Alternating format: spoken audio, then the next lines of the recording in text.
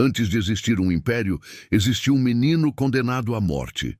Ele não herdou trono, não recebeu exército, não teve cidade, nem muralhas, nem deuses ao seu lado. Ele foi caçado como animal, traído pelo próprio clã, abandonado à fome, escravizado e marcado para desaparecer da história. E ainda assim, esse homem se tornou Gengis Khan, o líder que criou o maior império territorial contínuo que o mundo já viu. Este não é um vídeo sobre batalhas apenas. É sobre como o medo pode ser transformado em arma, como a lealdade pode ser forjada no sofrimento e como a ordem pode nascer do caos absoluto. Porque quando Gengis Khan marchava, cidades não esperavam para lutar. Elas se rendiam. E quando resistiam, desapareciam. O mundo moderno foi moldado por alguém que começou sem nada e decidiu tomar tudo. A história do império de Gengis Khan não começa com conquistas, cavalos ou exércitos, mas com a completa ausência de tudo isso. Muito antes de ser chamado de Gengis Khan, ele era apenas Temujin, um menino nascido em um mundo onde sobreviver já era uma vitória rara. As estepes da Mongólia não eram um berço de heróis, mas um campo aberto de morte lenta, onde o inverno matava mais do que qualquer espada, e a traição era parte da cultura política. Clãs inteiros viviam em constante conflito, não por ideologia ou glória, mas por pastagens, água e sobrevivência básica. Nesse ambiente, a força não era um ideal moral, era uma necessidade absoluta.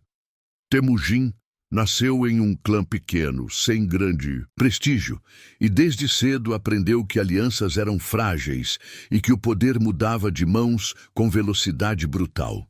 Seu pai, Yesugei, era um líder respeitado, mas não poderoso o suficiente para proteger a família quando morreu envenenado por inimigos antigos. Com a morte do pai, a família de Temujin foi imediatamente abandonada pelo próprio clã, deixada à margem da sociedade, condenada à fome e ao esquecimento. Esse momento não foi apenas uma tragédia pessoal. Foi a primeira lição política que moldaria toda a visão de mundo de Temujin. Lealdade sem medo não existe, e autoridade sem força é apenas uma ilusão. Crescendo como um pária, Temujin viveu anos em condições extremas, alimentando-se de raízes, pequenos animais e qualquer coisa que pudesse ser caçada. A fome não era exceção, era rotina. A violência também. Ainda jovem, Temujin matou o próprio meio-irmão em uma disputa por comida, um ato que não pode ser compreendido pelos padrões morais modernos sem considerar o contexto brutal em que ele vivia. Esse assassinato não foi um surto de crueldade gratuita, mas a internalização precoce de uma regra fundamental da estepe. Quem hesita, morre. A infância de Temujin não o transformou apenas em um sobrevivente, mas em alguém que compreendia profundamente o funcionamento real do poder. Ele aprendeu que estruturas tradicionais, linhagens nobres e costumes antigos não garantiam segurança alguma. O que garantia sobrevivência era a capacidade de impor respeito, medo e, quando necessário, punição absoluta. Essa mentalidade seria mais tarde aplicada em escala continental. Ainda adolescente, Temujin foi capturado por um clã rival e escravizado, carregando um colar de madeira no pescoço como marca pública de humilhação. Muitos teriam desaparecido ali, apagados da história antes mesmo de começar. Temujin, porém, observava, aprendia e esperava. Sua fuga não foi apenas física, foi simbólica. Ao escapar, ele compreendeu algo que poucos líderes antes dele haviam entendido com tanta clareza. Sistemas de poder, baseados apenas em tradição, são frágeis.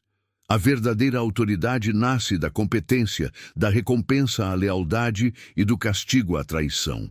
A partir desse ponto, Temujin começou a reunir seguidores não por herança ou sangue, mas por mérito. Essa foi a maior ruptura com o mundo tribal mongol. Pela primeira vez, Homens seguiam um líder não porque eram obrigados, mas porque viam nele uma chance real de sobrevivência, estabilidade e ascensão. Com o tempo, Temujin construiu alianças estratégicas, casou-se para fortalecer vínculos políticos e atraiu guerreiros de diferentes clãs. Cada vitória pequena era consolidada com uma regra clara. Quem fosse leal seria recompensado, quem traísse seria destruído sem piedade. Essa previsibilidade, paradoxalmente, criava ordem em um mundo caótico.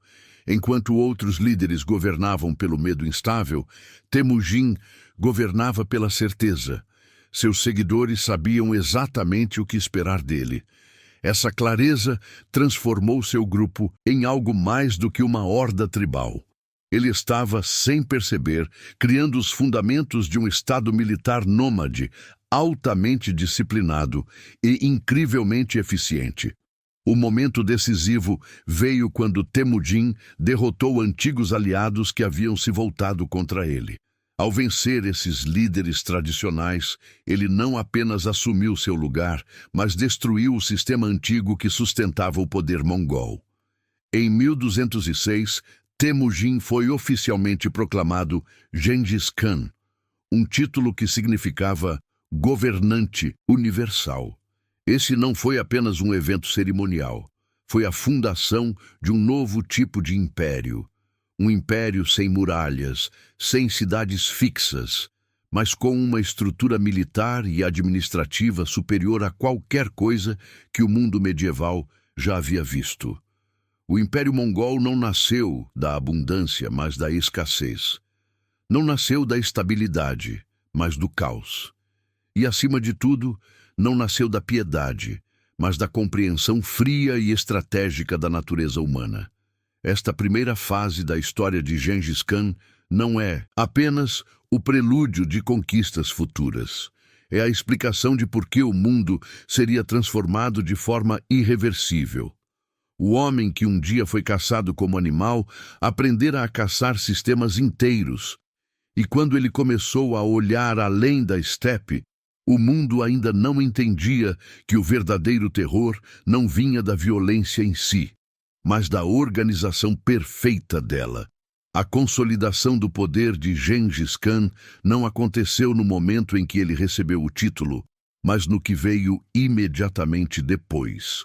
Tornar-se governante supremo das tribos mongóis era apenas o começo de um problema muito maior. Manter esse poder em um mundo construído sobre traições constantes, vinganças antigas e lealdades instáveis. Diferente de outros líderes da estepe, Gengis Khan entendeu que vencer batalhas não era suficiente.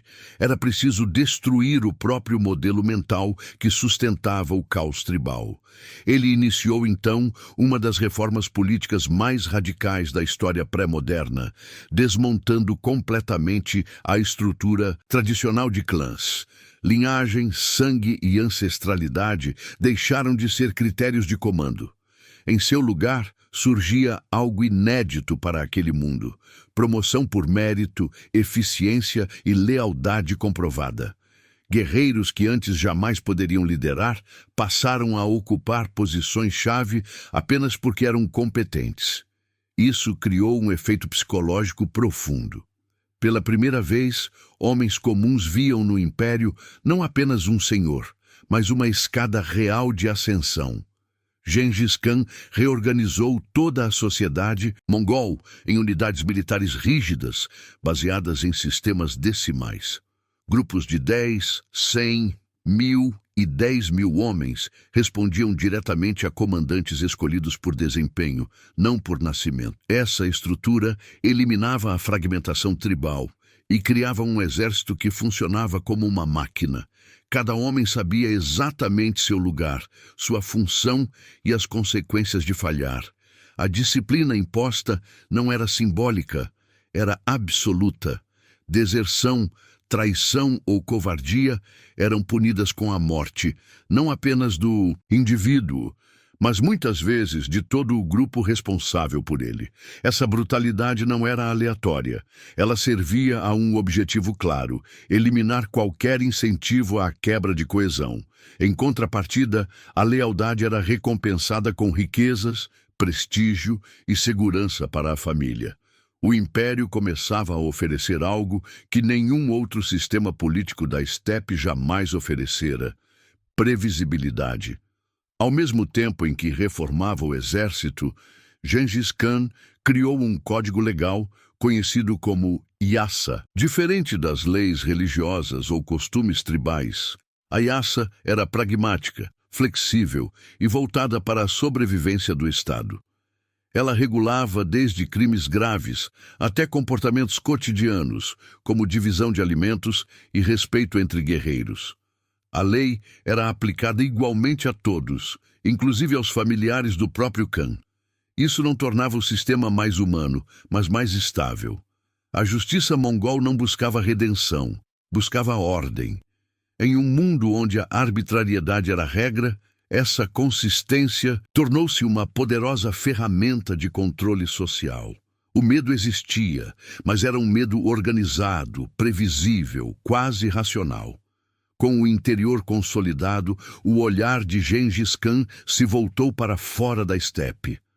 O primeiro grande alvo não foi escolhido ao acaso. O Império Xixia, no noroeste da China, representava uma ameaça estratégica e uma oportunidade econômica. Mais importante ainda, era um teste. Atacar um Estado organizado, com cidades muradas e exércitos regulares, exigia algo que os mongóis nunca haviam feito antes. Eles não possuíam tradição em cercos, nem tecnologia para romper muralhas. Em vez de recuar diante dessa limitação, Gengis Khan fez algo que definiria toda a expansão mongol. Incorporou o conhecimento do inimigo. Engenheiros, artesãos e estrategistas capturados eram poupados e integrados ao exército. A guerra deixava de ser apenas destruição e passava a ser absorção. Cada campanha tornava o império mais sofisticado. A vitória sobre o Xixia não foi apenas militar. Ela provou que o modelo mongol funcionava fora da estepe. Em seguida, veio o confronto com a dinastia Jin, um poder muito maior, mais populoso e tecnologicamente avançado. Aqui, Gengis Khan revelou outro aspecto central de sua estratégia: a guerra psicológica. Antes mesmo de atacar, espalhava rumores, exagerava números, aterrorizava populações. Cidades que resistiam eram destruídas por completo, enquanto as que se rendiam eram poupadas. A mensagem era clara e se espalhava mais rápido que os próprios exércitos. Resistir significava aniquilação, submeter-se significava sobrevivência. Esse cálculo frio reduzia drasticamente a necessidade de combates prolongados e economizava vidas mongóis, mesmo que à custa de massacres exemplares.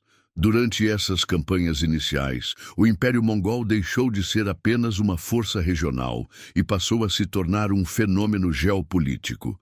Mercadores começaram a circular sob proteção mongol, rotas comerciais foram reabertas e antigas barreiras políticas começaram a ruir.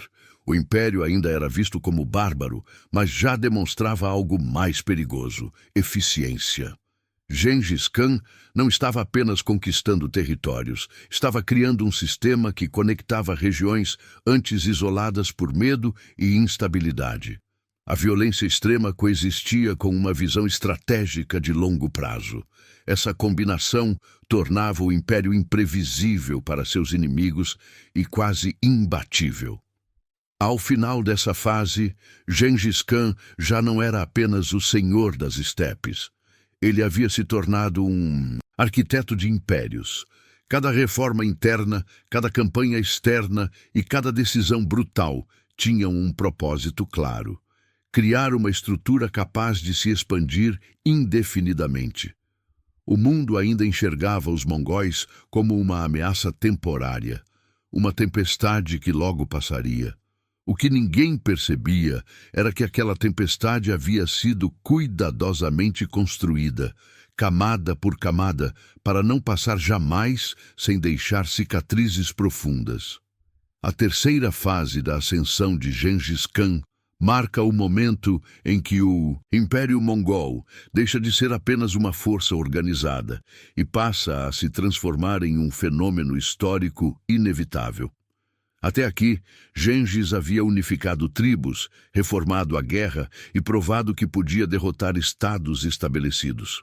Agora, o desafio era outro: sustentar a expansão contínua sem que o próprio império colapsasse sob o peso da velocidade. Foi nesse ponto que ele revelou algo ainda mais raro do que sua brutalidade militar: uma visão estratégica de longo prazo.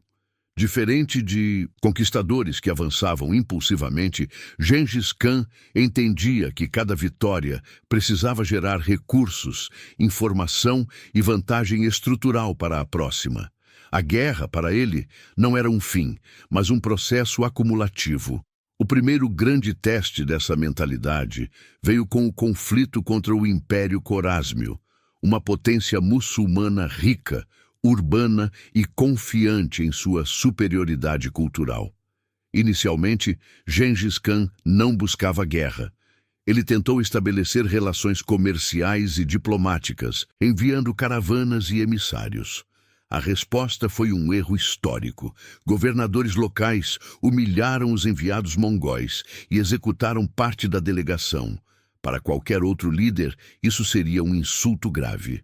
Para Gengis Khan, foi a justificativa perfeita.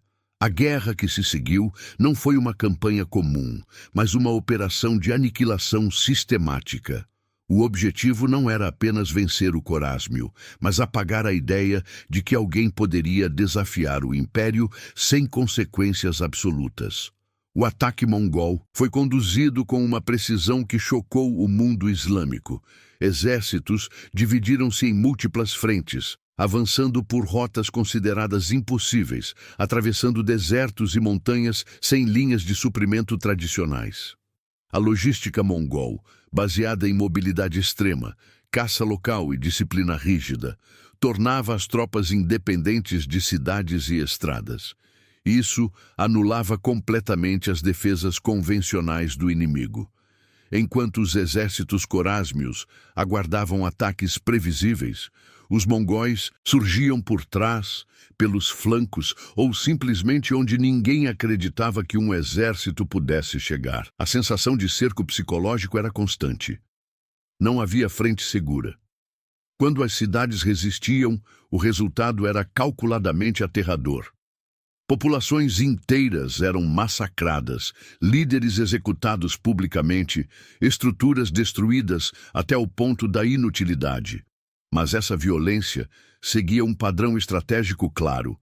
Artesãos, engenheiros, escribas e administradores eram poupados e enviados para o coração do império. Cada cidade conquistada alimentava a próxima campanha com conhecimento técnico.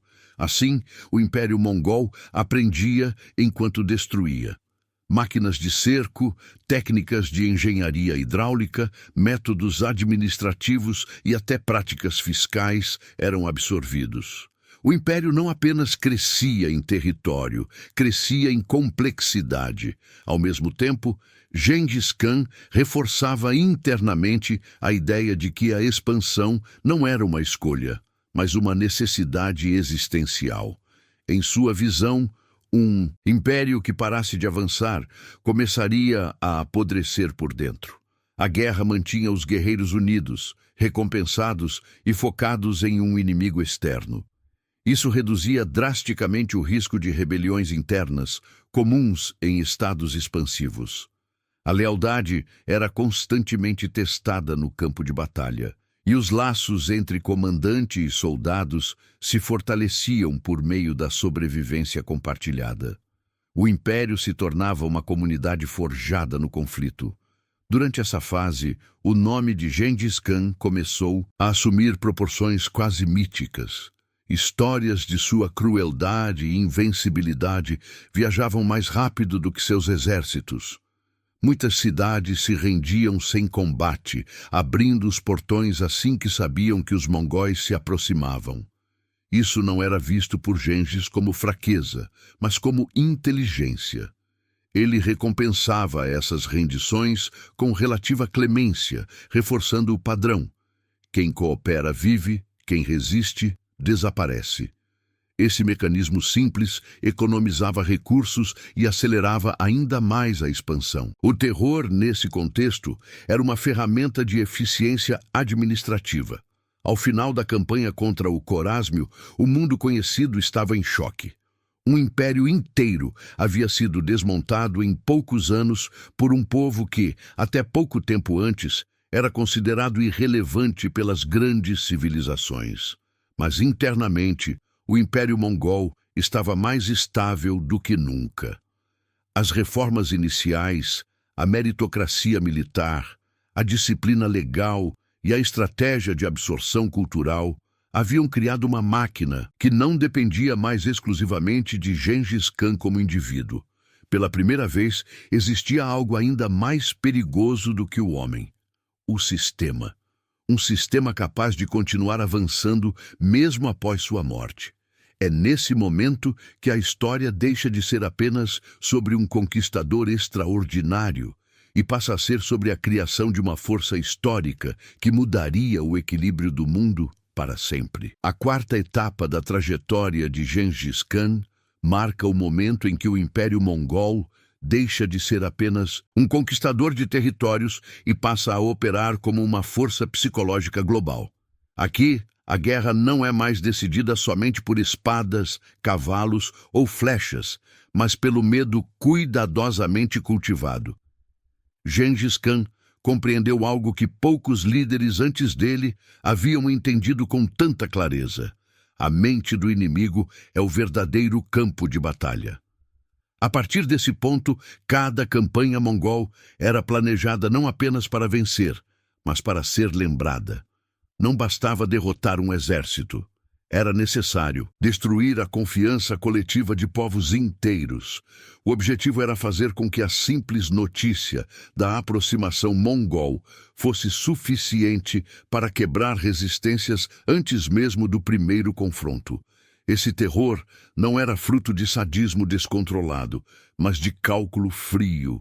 Cidades que resistiam eram transformadas em exemplos. Populações inteiras eram executadas, muralhas derrubadas, centros urbanos reduzidos a ruínas silenciosas.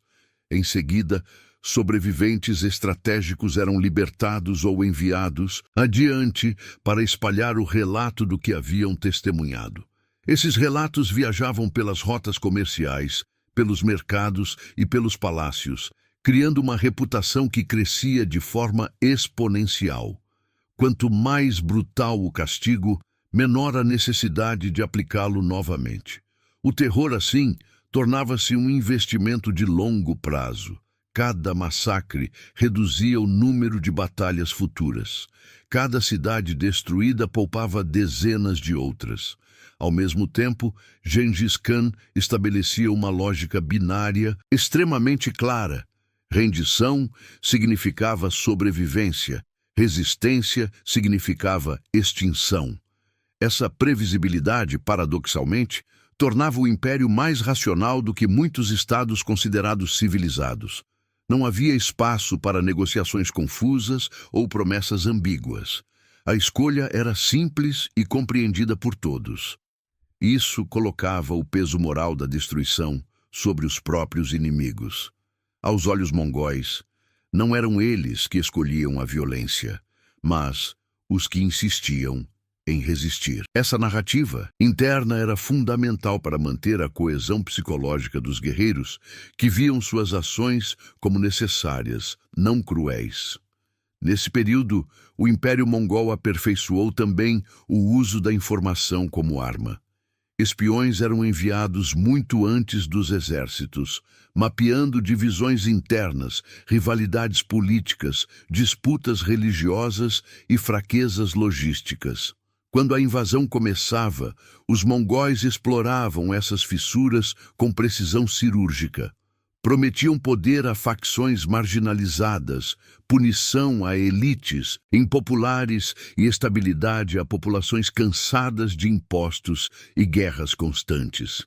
Assim, muitas campanhas não avançavam apenas pela força, mas pela implosão interna dos estados atacados.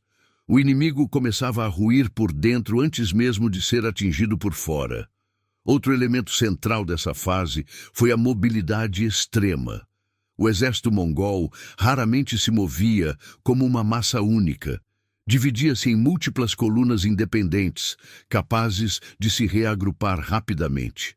Isso criava a ilusão de onipresença. Cidades acreditavam estar longe do perigo até perceberem que já estavam cercadas. Essa fluidez operacional confundia completamente os generais inimigos, acostumados a linhas de frente estáticas e campanhas sazonais. Para os mongóis, não havia estação de guerra ou de paz. A ofensiva podia acontecer a qualquer momento, em qualquer lugar. Internamente, Gengis Khan reforçava o controle absoluto sobre seus comandantes. A autonomia existia, mas dentro de limites rigorosos. Desobediência estratégica não era tolerada. Ao mesmo tempo, a iniciativa era recompensada quando alinhada aos objetivos do império. Esse equilíbrio entre centralização e flexibilidade tornava o sistema resiliente. Mesmo derrotas pontuais não comprometiam o avanço geral. O império aprendia com cada erro, ajustava táticas e retornava ainda mais forte. A guerra deixava de ser uma sequência de eventos isolados e passava a ser um processo contínuo de adaptação. É também nesse momento que o mundo começa a perceber que não está diante de uma ameaça passageira. Reinos tentam formar alianças defensivas, cidades reforçam muralhas, líderes religiosos pregam resistência divina. Nada disso funciona. O problema não era apenas militar, era estrutural. O Império Mongol não dependia de uma capital fixa, de uma economia urbana vulnerável ou de uma legitimidade religiosa específica. Ele se movia, se adaptava e absorvia. Era um organismo em expansão constante. Cada tentativa de contê-lo, com métodos antigos apenas, evidenciava o atraso estratégico de seus oponentes. Ao final dessa fase, o terror mongol já havia cumprido sua função principal: acelerar a conquista em escala continental. O medo fazia mais trabalho do que os exércitos. O nome de Gengis Khan tornava-se sinônimo de fim do mundo em muitas línguas, mas por trás dessa imagem apocalíptica existia uma lógica precisa, quase moderna, de dominação. O império não se sustentava no caos, mas no controle absoluto da percepção. E quando a percepção é dominada, a resistência se torna não apenas inútil, mas impensável. É aqui que o Império Mongol deixa de ser apenas uma potência militar e se transforma em uma força histórica que redefine o próprio conceito de guerra. A quinta fase da trajetória de Gengis Khan marca a transição definitiva entre conquista e dominação estrutural. Até aqui, o Império Mongol havia avançado como uma força imparável, destruindo reinos, espalhando terror e desmontando civilizações inteiras. Mas agora surgia um problema novo e silencioso: como governar o que foi conquistado sem que o império se desintegrasse por dentro. Gengis Khan entendeu algo que muitos conquistadores ignoraram e pagaram com o colapso de seus domínios. Destruir é fácil, manter é difícil. A partir desse ponto, a expansão mongol não poderia mais depender apenas da violência. Era necessário criar um sistema de controle que funcionasse em territórios vastos, culturalmente diversos e geograficamente distantes. A primeira decisão estratégica foi separar claramente o que deveria ser destruído do que deveria ser preservado. Cidades que resistiram e foram tomadas à força eram frequentemente arrasadas, não apenas como punição, mas como limpeza estratégica.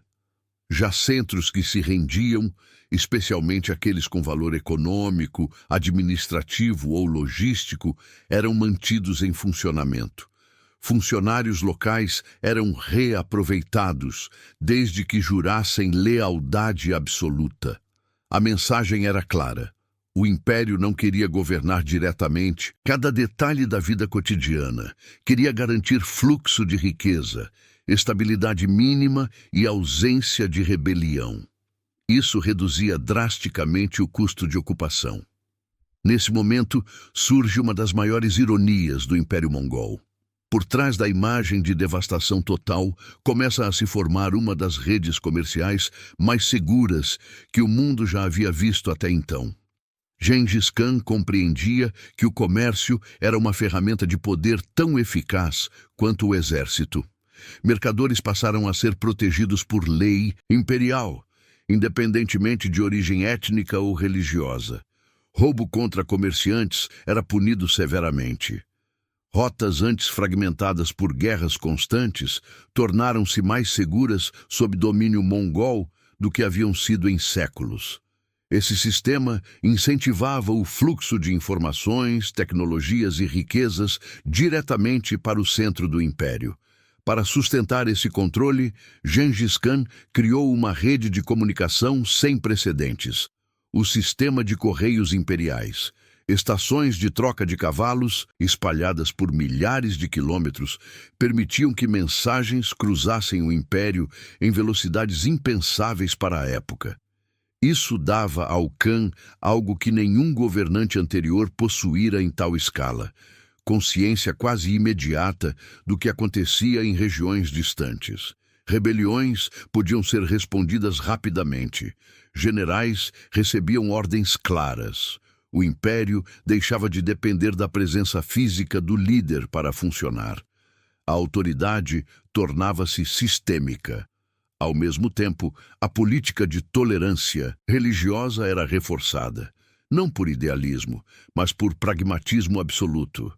O Império Mongol governava budistas, muçulmanos, cristãos, xamãs e dezenas de outras crenças. Impor uma religião significaria revolta constante. Ao permitir liberdade de culto, Gengis Khan neutralizava uma das principais fontes de resistência ideológica. Sacerdotes, monges e líderes religiosos eram frequentemente isentos de impostos, desde que não incitassem rebelião. Assim, a religião deixava de ser um fator de conflito e passava a ser uma ferramenta de pacificação. Essa fase também revela um aspecto menos discutido do poder mongol: a engenharia social. Populações inteiras eram realocadas conforme a necessidade estratégica do império. Artesãos especializados eram transferidos para regiões onde suas habilidades eram mais úteis. Comunidades potencialmente rebeldes eram dispersas. Esse deslocamento forçado, embora brutal, reduzia drasticamente a capacidade de organização local contra o domínio mongol. As identidades tradicionais eram fragmentadas, enquanto a identidade imperial, baseada na lealdade ao Khan, ganhava espaço. Internamente, Gengis Khan mantinha controle rígido sobre sua própria elite. Generais bem-sucedidos eram recompensados, mas jamais autorizados a criar bases de poder independentes. A riqueza era distribuída de forma a evitar o acúmulo excessivo em poucas mãos. Casamentos políticos, adoções simbólicas e alianças pessoais reforçavam a dependência direta do Khan. O império não girava em torno de instituições abstratas, mas de relações cuidadosamente equilibradas de poder. Qualquer sinal de ambição autônoma era neutralizado antes de se tornar ameaça. É importante entender que, nesse ponto, o Império Mongol já não precisava mais provar sua força militar. Sua maior arma passava a ser a estabilidade relativa que oferecia após a conquista. Para muitas regiões devastadas por séculos de guerras locais, o domínio mongol, apesar de violento em sua chegada, representava um período de previsibilidade inédita. Impostos eram pesados, mas claros. Leis eram duras, mas consistentes. Rebeliões eram esmagadas, mas a paz subsequente era real. Essa troca brutal entre liberdade e ordem explica por que o Império conseguiu se manter unido por tanto tempo, apesar de sua vastidão.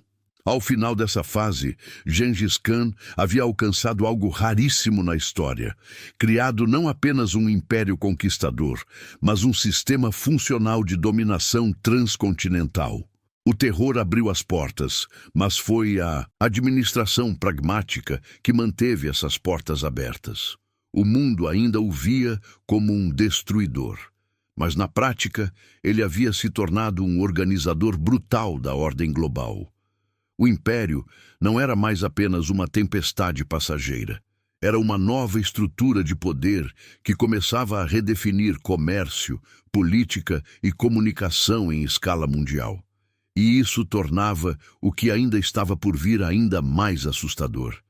A sexta fase da história de Gengis Khan é o momento em que o Império Mongol deixa definitivamente a Ásia Central e se projeta como uma ameaça existencial para o mundo conhecido. Até aqui, o Império havia destruído reinos, reorganizado territórios e criado uma estrutura administrativa funcional. Agora, o que entra em cena é algo ainda mais inquietante. A capacidade mongol de operar simultaneamente em múltiplos teatros de guerra, a milhares de quilômetros de distância, sem perder coesão, velocidade ou eficácia. É neste ponto que o Império prova que não depende mais do carisma imediato de um único homem, mas de um sistema militar e estratégico capaz de agir de forma autônoma, coordenada e devastadora. Gengis Khan envia seus melhores generais para missões que, para qualquer outro império, seriam consideradas suicidas. Pequenos exércitos mongóis atravessam o Cáucaso, penetram nas estepes russas, enfrentam coalizões de príncipes eslavos e povos nômades aliados e vencem repetidamente forças numericamente superiores. Essas campanhas não tinham como objetivo imediato a ocupação territorial. Eram operações de reconhecimento estratégico em escala continental.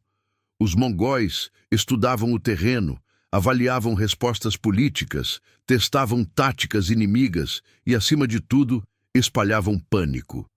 Cada batalha vencida longe do centro do império ampliava o mito da invencibilidade mongol e demonstrava que nenhuma fronteira conhecida era segura. A Batalha do Rio Khalkha se torna um símbolo dessa fase. Exércitos russos e aliados, confiantes em sua superioridade numérica e em sua experiência local, são atraídos para uma armadilha clássica da guerra mongol. Fingindo retirada, os mongóis esticam a perseguição inimiga por dias. Quebram a coesão das tropas adversárias e atacam no momento exato em que o cansaço e a desorganização atingem o auge. O resultado é um massacre. Príncipes são capturados, executados de forma exemplar, e suas mortes ecoam por toda a Europa Oriental. Não era uma invasão total ainda, mas o aviso estava dado. O mundo cristão, até então distante da tempestade mongol, começa a perceber que algo muito maior se aproxima. Enquanto isso, no leste, campanhas continuam a pressionar fronteiras chinesas remanescentes e regiões periféricas. O império opera como uma maré. Avança, recua, reaparece em outro ponto, sempre aprendendo. Gengis Khan supervisiona tudo à distância, exigindo relatórios detalhados, avaliando resultados e ajustando diretrizes. A guerra torna-se quase científica. Cada general é um operador de um plano maior, não um aventureiro, buscando glória pessoal. Essa ausência de ego individual é um dos maiores diferenciais do comando mongol. A vitória pertence ao império, não ao herói isolado. É também nesta fase que a sucessão começa a se tornar uma preocupação real. Gengis Khan sabia que sua morte poderia ser o maior risco à estabilidade do império. Diferente de muitos governantes, ele não evitou o tema. Preparou seus filhos, testou suas capacidades e deixou claro que o império deveria sobreviver a ele. Conflitos internos existiam, rivalidades eram evidentes, mas a autoridade do Khan ainda era suficiente para manter tudo sob controle. O princípio fundamental era simples: a expansão não poderia parar. A guerra constante era o mecanismo que mantinha a elite unida e o sistema funcionando. Ao mesmo tempo, sinais de desgaste começam a surgir. O império é vasto, as campanhas são incessantes e a brutalidade acumulada deixa marcas. Populações deslocadas, cidades destruídas e tensões internas exigem respostas cada vez mais rápidas. A máquina ainda funciona, mas agora exige manutenção constante. Gengis Khan, já envelhecido, continua liderando, mas a percepção de que o tempo é finito começa a influenciar decisões. As campanhas tornam-se mais decisivas, menos experimentais. O objetivo passa a ser consolidar rotas estratégicas e garantir que seus sucessores herdem não apenas territórios, mas um sistema operacional completo. O mundo, por sua vez, reage com confusão e desespero. Mensageiros levam relatos contraditórios. Alguns falam de demônios, outros de bárbaros disciplinados, outros de um castigo divino. Nenhuma dessas narrativas consegue captar a realidade. O Império Mongol não era um acidente histórico, nem uma explosão irracional de violência. Era um projeto coerente, sustentado por estratégia, organização e uma compreensão profunda da natureza humana. Medo, ambição, lealdade e sobrevivência eram manipulados com precisão. Ao final dessa fase, torna-se claro que a pergunta já não é se os mongóis podem ser detidos, mas quanto tempo resta até que cheguem. O Império havia testado os limites do mundo conhecido e descoberto que eles eram frágeis. A tempestade não estava se dissipando, estava apenas se aproximando do centro das grandes civilizações. E o que viria a seguir não seria mais um aviso distante, mas o impacto direto de uma força histórica que já não podia ser ignorada. A sétima fase da história de Gengis Khan é marcada por um paradoxo decisivo. No auge da expansão e do controle, o Império começa a encarar o seu maior inimigo, algo que não pode ser derrotado por cavalaria, terror ou estratégia: o tempo. Gengis Khan já não é o jovem sobrevivente da estepe, nem o conquistador incansável que avançava sem olhar para trás. Ele agora governa um império que se estende por continentes, conecta povos que nunca haviam se encontrado e depende de uma engrenagem administrativa complexa para continuar funcionando. A pergunta que domina este período não é mais como conquistar, mas como garantir que tudo isso sobreviva quando eu não estiver aqui. É nesse contexto que Gengis Khan passa a intervir de forma ainda mais direta na estrutura política do Império. Ele reforça a centralização das decisões estratégicas e redefine responsabilidades entre seus filhos e generais. Não se trata de favoritismo, mas de teste. Cada herdeiro é colocado em situações que revelam capacidade de comando, controle emocional e lealdade ao projeto imperial. O Khan compreende que o maior risco não vem de inimigos externos, mas de disputas internas após sua morte. A história das estepes estava repleta de impérios que ruíram não por derrota militar, mas por guerras de sucessão. Ele não pretende repetir esse padrão. Ao mesmo tempo, a máquina de guerra continua operando. Campanhas no oeste e no sul prosseguem, não apenas para expandir fronteiras, mas para manter a elite militar ocupada e dependente do sistema. A guerra constante ainda é a cola do império. Generais recebem autonomia tática, mas jamais estratégica. Nenhuma vitória é pessoal. Todo sucesso deve reforçar a autoridade central. Essa lógica impede o surgimento de figuras carismáticas capazes de desafiar o poder supremo. O império funciona como uma rede onde todos os fios levam ao mesmo centro. Internamente, Gengis Khan aprofunda o uso da lei como instrumento político. A Yasa deixa de ser apenas um código de conduta militar e passa a regular de forma mais ampla a vida imperial. Casamentos, heranças, obrigações fiscais e deveres de serviço são definidos com clareza. Isso reduz conflitos locais e cria uma sensação de previsibilidade que, embora rígida, estabiliza regiões recém-conquistadas. O império não busca assimilação cultural total, mas submissão funcional. Cada povo pode manter seus costumes, desde que não interfiram no fluxo de tributos, tropas e informações. É também nesta fase que o impacto global do império se torna mais visível. Mercadores europeus, persas e chineses começam a circular por territórios mongóis com uma segurança inédita. Ideias, tecnologias e até doenças atravessam continentes. O mundo, mesmo sem perceber, começa a se integrar de uma forma nunca vista. Esse efeito colateral da conquista mongol terá consequências profundas nos séculos seguintes.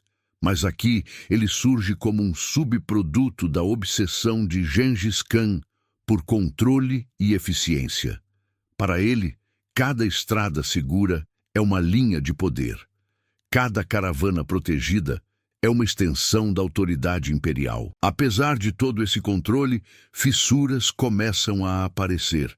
O império é grande demais para ser governado apenas pela presença simbólica do Khan.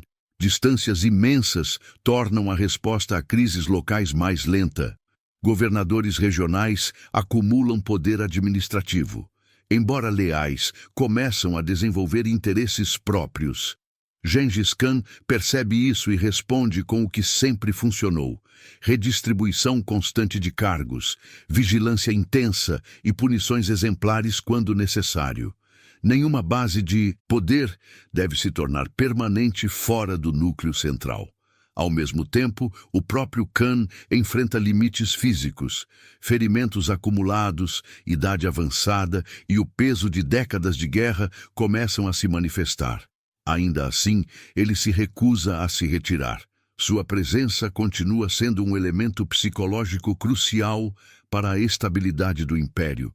Ele não é apenas um governante, mas o símbolo vivo da ordem mongol. Sua morte, ele sabe, será um terremoto político. Por isso, cada decisão nesta fase carrega um senso de urgência silenciosa. O tempo está se esgotando e o legado precisa ser consolidado agora. O mundo externo observa com uma mistura de terror e fascínio.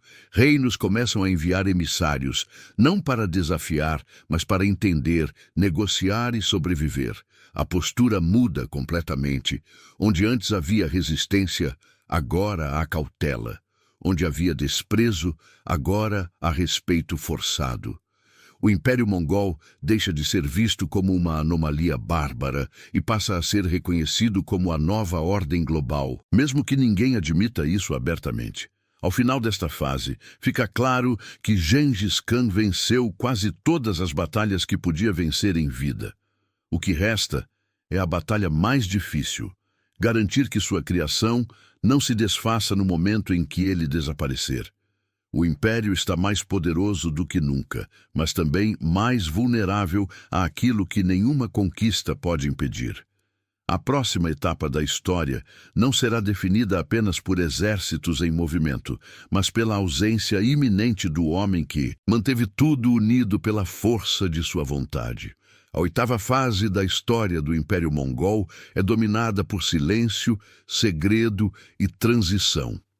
É o período em que o homem que construiu a maior máquina de conquista do mundo começa a desaparecer da cena, enquanto o sistema que ele criou precisa provar se consegue sobreviver sem sua presença constante. Gengis Khan continua vivo, mas sua figura já não aparece com a mesma frequência nos campos de batalha.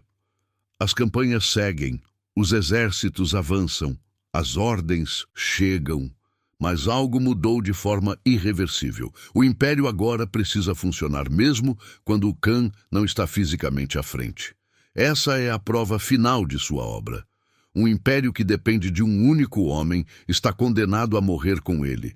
Um império que se transforma em estrutura pode atravessar gerações. Nesse período, as campanhas tornam-se mais seletivas e estratégicas. Não se trata mais de conquistar por conquistar, mas de garantir posições-chave que assegurem o domínio das rotas comerciais, das passagens militares e dos centros administrativos mais importantes. A guerra deixa de ser uma expansão em todas as direções e passa a ser uma consolidação inteligente do que já foi tomado. Regiões críticas são reforçadas, governadores são monitorados com mais atenção e o fluxo de tributos passa a ser rigidamente controlado. Cada decisão carrega um peso maior, porque agora não há espaço para erros que possam comprometer o futuro após a morte do fundador. Ao mesmo tempo, o segredo começa a envolver cada vez mais a figura do próprio Khan. Poucos sabem exatamente onde ele está em determinados momentos. Suas movimentações tornam-se deliberadamente opacas.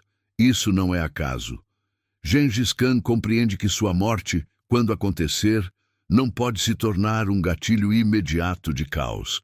Ele prepara o terreno para que o império continue operando sem depender de anúncios públicos ou rituais grandiosos. A aura de mistério protege o sistema. Enquanto o mundo não sabe se ele está vivo ou morto, o medo e o respeito permanecem intactos. Internamente, a questão da sucessão é tratada com uma mistura de pragmatismo e dureza. Não há romantismo nem idealização.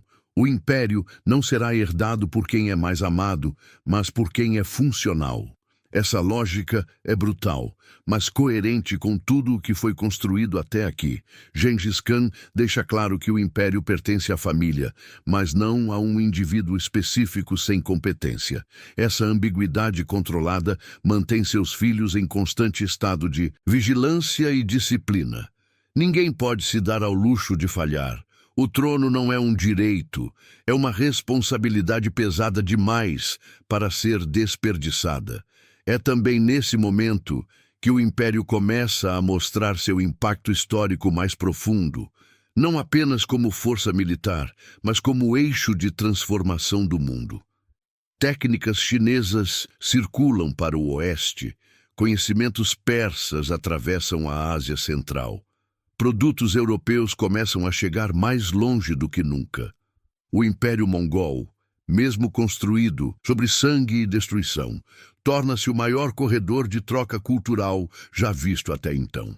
Esse fenômeno não é intencional no sentido humanista, mas é consequência direta da obsessão por controle total das rotas. Onde há estrada segura, há circulação. Onde há circulação, há mudança. No entanto, essa integração também traz riscos. Ideias circulam junto com mercadorias, religiões se espalham, doenças começam a viajar mais rápido, tensões culturais surgem. O império, embora poderoso, precisa lidar com um mundo cada vez mais interconectado e, portanto, mais imprevisível. Gengis Khan não vê isso como um problema moral, mas como um desafio logístico. Para ele, qualquer elemento que possa ser controlado deve ser incorporado ao sistema. O que não pode ser controlado deve ser eliminado ou isolado. A morte do Khan se aproxima, mas permanece envolta em segredo absoluto. Não há anúncios, não há rituais públicos, não há luto imediato. O corpo desaparece, o túmulo é ocultado e aqueles que sabem demais são silenciados. Essa decisão final é profundamente simbólica. Gengis Khan não quer ser lembrado como um cadáver venerado, mas como uma presença eterna. Sem túmulo, não há local para revolta, nem símbolo físico para ser profanado. O império não gira em torno de um monumento, mas de uma ideia: expansão, disciplina e obediência. Para o mundo externo, a sensação é de suspensão. O império continua avançando, mas ninguém sabe exatamente quem está no comando. Esse vazio aparente é, na verdade, uma demonstração de força. O sistema funciona, as ordens continuam sendo cumpridas, as campanhas seguem com a mesma eficiência. Isso prova que a obra de Gengis Khan alcançou um nível raríssimo na história: autonomia estrutural. O império já não depende da vida de seu fundador para existir. Ao final desta fase, uma verdade incômoda se impõe. Gengis Khan, o homem, começa a desaparecer da história, mas Gengis Khan, o sistema, está apenas começando. O mundo ainda associa o império ao nome de seu criador, mas o que realmente ameaça as civilizações não é mais um líder singular. É a continuidade de uma lógica de poder que não conhece limites morais, geográficos ou culturais. A próxima fase da história não será sobre a vida do conquistador, mas sobre o que acontece quando sua criação cai nas mãos de herdeiros que herdaram o mundo inteiro e precisam decidir o que fazer com ele. A nona fase da história do Império Mongol começa quando o mundo finalmente entende algo que parecia impossível. Gengis Khan morreu, mas o império não apenas sobreviveu, ele se tornou ainda mais perigoso. A transição de poder, que em quase todas as grandes civilizações foi sinônimo de guerras civis e colapso, ocorre entre os mongóis de forma surpreendentemente controlada. Isso não significa ausência de conflitos internos, mas sim que o sistema criado pelo Khan foi forte o bastante para impedir a fragmentação imediata. O império entra agora em uma nova etapa, na qual a expansão deixa de ser conduzida pela vontade de um único homem e passa a ser executada por uma elite que herdou não apenas territórios, mas uma lógica de dominação implacável. Os herdeiros de Gengis Khan compreendem que não governam um estado comum. Eles comandam uma máquina de guerra que precisa continuar em movimento para não se voltar contra si mesma. A paz prolongada significaria disputas internas, ambições regionais e erosão da autoridade central. Por isso, as campanhas não diminuem, elas se intensificam. O mundo passa a enfrentar não mais um conquistador lendário, mas um império inteiro treinado para conquistar.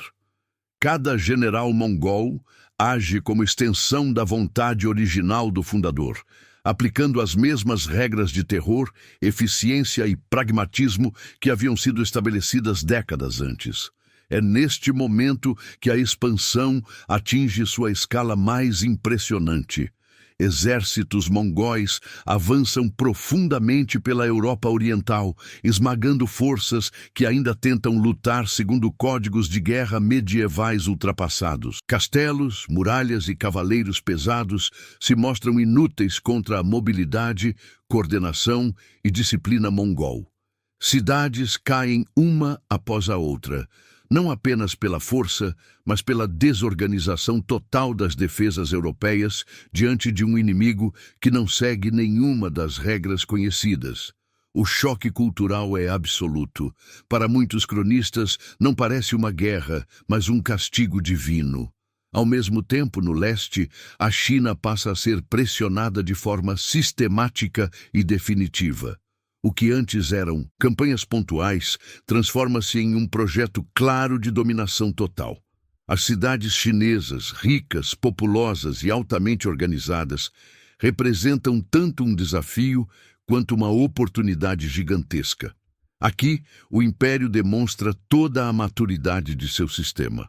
Cercos prolongados, uso intensivo de engenheiros estrangeiros, adaptação tecnológica e administração cuidadosa das populações conquistadas mostram que os mongóis já não são apenas destruidores. Eles aprenderam a governar civilizações complexas sem perder o controle militar. Essa fase também revela um custo oculto do sucesso. À medida que o império cresce, as diferenças internas se tornam mais visíveis. Generais passam a governar territórios imensos, com autonomia crescente. As distâncias tornam a comunicação mais lenta, apesar da eficiência do sistema de correios. A unidade ainda existe, mas agora depende mais de acordos políticos e menos do medo direto do fundador. A autoridade central precisa negociar, equilibrar interesses e, às vezes, ceder. O império continua avançando, mas começa a carregar em si as sementes da futura fragmentação. Mesmo assim, do ponto de vista externo, o Império Mongol parece invencível. Nenhuma potência consegue enfrentá-lo diretamente. Estados tentam pagar tributos, oferecer alianças, enviar princesas e riquezas em troca de sobrevivência. Muitos são poupados temporariamente, não por misericórdia, mas por cálculo estratégico. O império escolhe seus alvos com frieza. Algumas regiões são deixadas intactas por enquanto outras são esmagadas para servir de exemplo.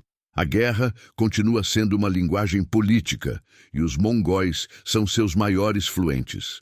É também neste período que o impacto histórico global do império se torna impossível de ignorar.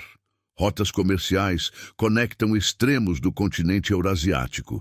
Tecnologias militares, ideias administrativas e conhecimentos científicos circulam como nunca antes. O mundo entra à força em uma era de integração brutal. O preço é altíssimo em vidas humanas, mas o efeito é duradouro. Civilizações que jamais teriam contato direto agora compartilham um mesmo espaço geopolítico moldado pelo poder mongol. No entanto, quanto maior o império, maior a tensão entre expansão e controle. Os herdeiros de Gengis Khan enfrentam dilemas que ele próprio antecipou, mas nunca precisou resolver completamente. Até onde avançar? Como administrar povos tão diferentes sem destruir a base do sistema? Como evitar que a elite militar se transforme em aristocracia hereditária, corroendo a meritocracia original?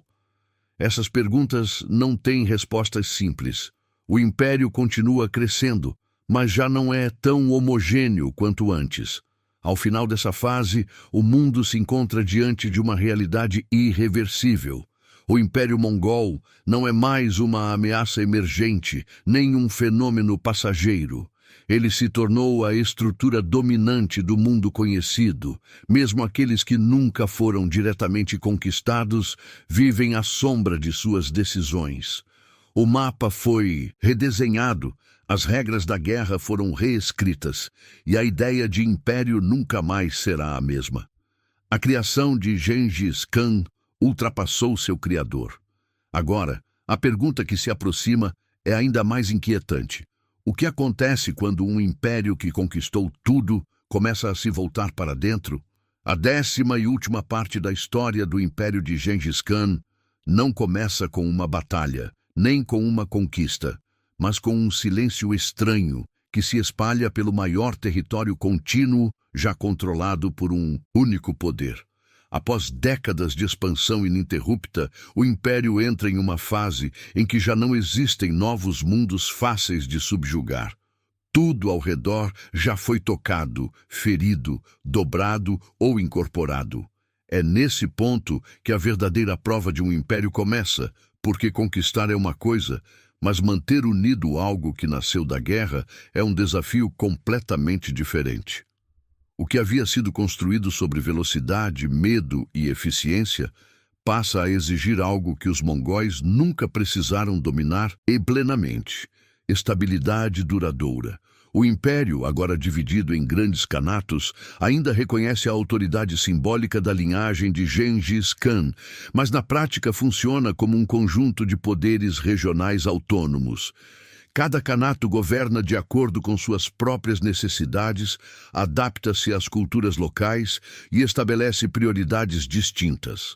A unidade ideológica permanece, mas a unidade política começa a se desgastar lentamente. Não há uma queda súbita, não há um colapso dramático. O Império Mongol não cai como Roma caiu. Ele se dilui, se transforma, se adapta, até deixar de ser aquilo que foi originalmente concebido. Essa transformação é silenciosa, mas profunda. A meritocracia militar que permitiu que homens comuns se tornassem generais começa a ser substituída por hereditariedade e privilégios familiares. A disciplina absoluta dá lugar a disputas internas, rivalidades dinásticas e conflitos por sucessão. O sistema que funcionava perfeitamente em tempos de expansão perde eficiência em tempos de administração. Governar cidades, cobrar impostos, manter rotas comerciais e lidar com populações sedentárias exige uma mentalidade diferente daquela que dominava as estepes. Aos poucos, os mongóis passam a depender mais das estruturas locais do que de seus próprios costumes. Mesmo assim, o impacto deixado pelo Império é impossível de apagar. As rotas comerciais que ele consolidou continuam funcionando por séculos. O intercâmbio entre Oriente e Ocidente acelera de forma inédita. Conhecimentos científicos, técnicas militares, práticas administrativas e até doenças circulam em uma escala nunca antes vista. O mundo se torna menor, mais conectado e, paradoxalmente, mais vulnerável. O Império Mongol não apenas conquistou territórios, ele redefiniu o funcionamento do mundo conhecido. O legado militar também permanece. Nenhum exército após os mongóis ignora a importância da mobilidade, da inteligência, da logística e da guerra psicológica. A ideia de que o terror pode ser uma arma estratégica se torna parte do pensamento militar global.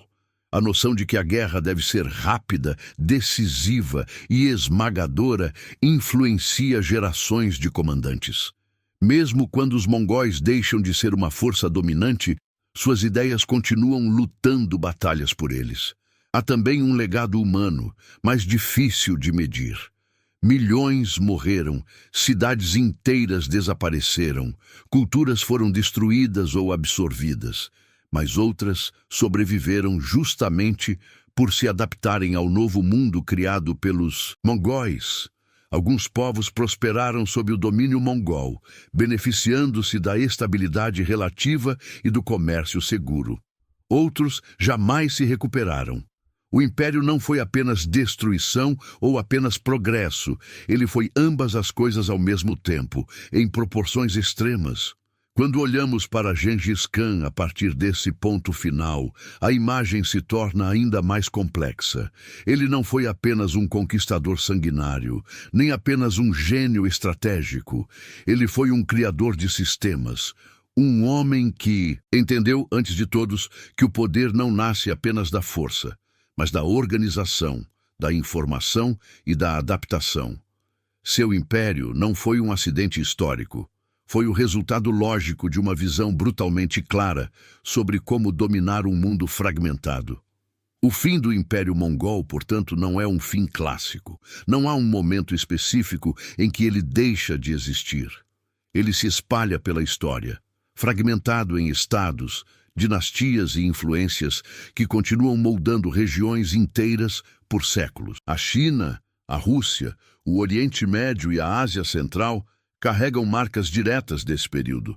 Mesmo a Europa, que resistiu parcialmente, jamais voltou a ser a mesma depois do choque mongol. Ao encerrar essa jornada, fica claro que o maior legado de Gengis Khan não está apenas nos mapas, mas na forma como ele provou que a ordem mundial pode ser destruída e recriada por alguém que compreende profundamente a natureza humana, o medo e o poder. O Império Mongol não foi apenas o maior império da história. Foi um aviso permanente de até onde a ambição humana pode chegar quando encontra método, disciplina e ausência total de limites morais. E é exatamente por isso que, séculos depois, o nome de Gengis Khan ainda ecoa como um dos mais temidos e fascinantes de toda a história humana.